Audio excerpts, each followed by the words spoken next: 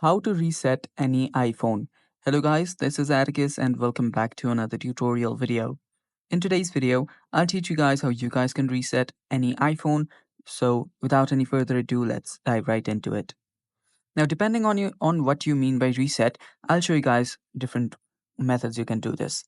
First is head over to your settings. After you're there, go to General and then scroll down till you find Transfer or Reset iPhone. Tap on it. Now here, these are the two methods. One is the reset option.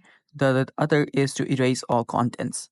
So if you want to factory reset your iPhone, you will need to tap on the second one, which will reset entirely everything. It'll completely erase this iPhone, then tap on continue. Then tap on erase iPhone.